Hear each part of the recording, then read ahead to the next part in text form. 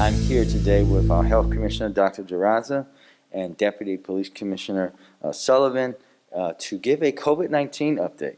As Baltimore remains in the midst of the COVID-19 pandemic, the city, we continue to urge individuals that live in Baltimore to get vaccinated and to encourage their families and friends to do so. As of today, 66.1% of residents have received a first or single dose of vaccine, and 59% of residents are fully vaccinated. We know that vaccination remains the most effective way to prevent transmission of COVID-19 and to limit hospitalizations and death. Vaccine is the way to prevent the spread of this virus and to prevent folks from getting severely sick or dying. The severity of this pandemic has not diminished, and it is still more important than ever to continue to wear your mask and get vaccinated to protect yourselves and those around you. As we gear up for implementation of the new vaccination policy for city employees on October 18th, we are doing everything we can to ensure that our employees have ample opportunities to get vaccinated. Yesterday, we hosted a vaccination clinic for city employees and their households because we want their families to be safe from this virus as well. I want to thank the Baltimore City Police Department and the Health Department for their collaboration on this effort. This clinic was the first of many that we will host in the upcoming weeks. Members of the public who have not yet been vaccinated are encouraged to visit covax.baltimorecity.gov. That's COVAX.baltimorecity.gov or call 443-984-8650 to schedule an appointment. Again, that's 443-984-8650. Do your part to help end this pandemic for good. Get vaccinated. Get your questions about the vaccine answered and get vaccinated so that we can save lives. I will now turn it over to Dr. D for our current metrics. Dr. D? Good morning, and thank you, Mayor Scott, for your continued leadership. I'd like to begin by reviewing our COVID-19 data. As of yesterday, Baltimore City is averaging about 109 new cases per day. This is an increase of 30.3% from 2 weeks ago. Our average test positivity is 2.3%, a decrease of 4.9% from 2 weeks ago. We have seen a 7-day average of 134 hospitalizations in these past 2 weeks, with our acute care units operating at 92% capacity and our intensive care units at 89% capacity. To date, 58,980 Baltimore City residents have tested positive for COVID-19, and 1,183 residents have lost their lives due to the disease. As a reminder, the majority of COVID-19 cases nationally and locally are now Delta variant cases, a mutation of the original virus that causes COVID-19, which is almost twice as transmissible. The Baltimore City Health Department and our clinical partners continue to provide vaccines for our residents, meeting individuals and families where they are with mobile vaccination clinics in areas of low vaccination coverage across the city. We continue to show steady progress in our vaccination rates, and now 66.1% of all eligible residents age 12 and up have received their first or single dose of vaccine, while 59.1% of all eligible residents 12 and up are fully vaccinated. The prevalence of the highly transmissible Delta variant prompted Baltimore City to reinstate its indoor mask mandate on August 9th. We appreciate all those residents and businesses who have abided by this rule to help limit the spread of disease.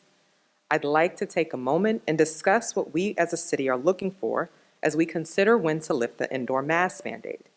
In order to ensure transparency, the Baltimore City Health Department has recently updated its coronavirus dashboard to highlight the key metrics used in decision-making around lifting the mask mandate.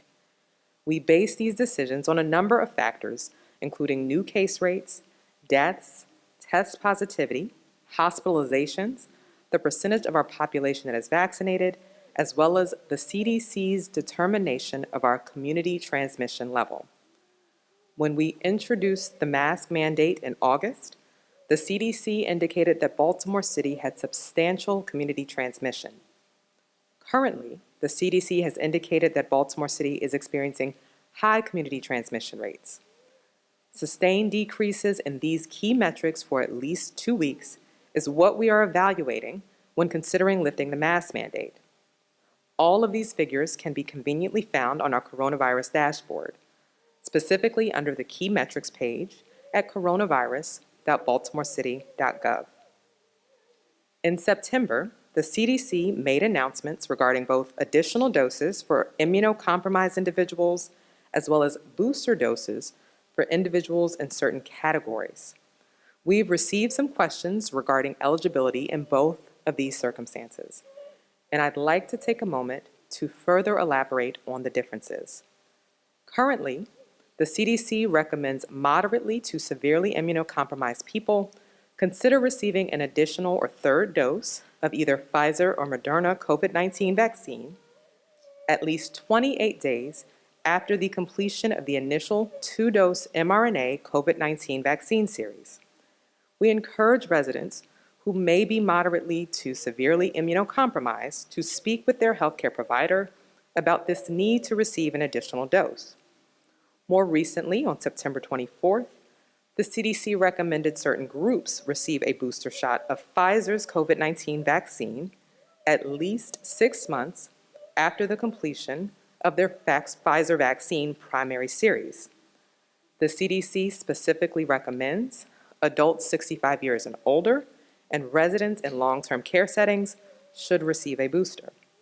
People aged 50 to 64 with certain underlying medical conditions should also receive a booster. People aged 18 to 49 who are at high risk for severe COVID-19 due to certain underlying medical conditions may receive a booster, and people aged 18 to 64 who are at increased risk for COVID-19 exposure and transmission because of their occupation may also receive a booster. Occupations considered to be high risk for COVID-19 exposure and transmission include first responders, such as healthcare workers, firefighters, police, and congregate care staff. It also includes education staff, food and agricultural workers, manufacturing workers, corrections workers, U.S. Postal Service workers, public transit workers, and grocery store workers.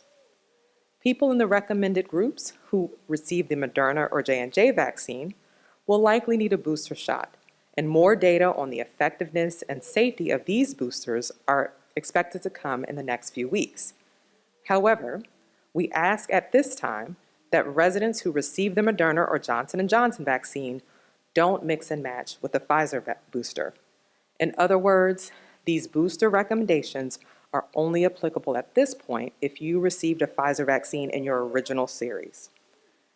Many of our providers are equipped to provide booster doses. However, I would encourage residents to call our COVAX call center at 443-984-8650 Monday through Friday from 8:30 a.m. to 6:30 p.m. and Saturdays from 9 a.m. to 1 p.m. to confirm that a particular vaccine is available to be provided at the clinic that you're planning to attend. Your physical or digital proof of previous vaccinations will be necessary to receive the booster dose of the Pfizer vaccine. Additionally, the Baltimore City Health Department provides updates to its weekly vaccination schedule at baltimorecity.gov/BeMoreVax. Individuals without access to the internet can call our call center 443-984-8650 to chat with a representative and understand where they can go to receive a vaccine. Likewise, if someone has trouble leaving their home, they can register with our Vax at Home program to have vaccines brought to them and their caregivers, either by calling that same number at our call center or registering at covax.baltimorecity.gov. Thank you. Thank you, Dr. D, and thank you for your continued excellent leadership for Baltimore throughout COVID-19. Before we take questions, I want to mention our behavioral health implementation plan, the first draft of which is now available for public comment until October the 30th. You can read the plan online at mayor.baltimorecity.gov under the Behavioral Health and Consent Decree tab. This plan is a huge part of fulfilling the requirements of the consent decree for our police department and demonstrates a commitment to providing the best services for Baltimore City residents. Status quo solutions for policing, public safety, and addressing the needs of those experiencing behavioral health crises are not providing the best outcomes for our residents. This implementation plan will work to fix this issue, move us forward, and address the recommendations identified in the Public Behavioral Health Systems Gap Analysis Report. And with that, we'll take a few questions. Sir? For Deputy Sullivan, if you could you talk about the efforts police brass have made to get the rank and file vaccinated and what kind of feedback you're getting from some staff and officers on that? We've worked from the beginning of this pandemic to get our officers not only vaccinated, but the equipment that they need to keep themselves safe. So we've provided vaccines at the police department. We've also provided them the ability to get vaccines while they're actually at work. So we've done a very good job, and I don't have the percentage, but we can get those percentage to you after this event. And just to add, I think this has really been a true partnership with the department and also with the leadership of the union, who has been very supportive of making sure that their members are vaccinated as well. Ma'am?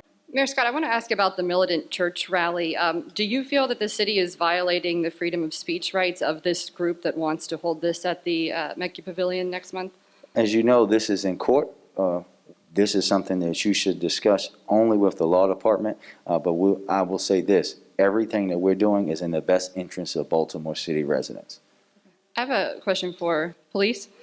We've been hearing a lot of concern from residents across the city about open-air drug dealing. We heard from Commissioner Harrison on it this week, as well as a councilman. Can you talk about what's being done within the department to make sure officers are being properly trained to make arrests in these cases? I'll start. Let me be very clear. The police department will and will continue to deal with folks who are illegally selling drugs. And that's what they do themselves and patrol throughout detectives. I think that you guys have covered events that we've had with our federal partners and our state partners about major drug busts. They will continue to do that work each and every day. The training has always been there. It's also about making sure that we're working with the community. This is why we're working on community policing plans to make sure that every community gets the service that they need. But the Baltimore Police Department will continue to hold folks who are operating these illegal businesses, which we know contribute to violence, accountable. Mr. Deputy?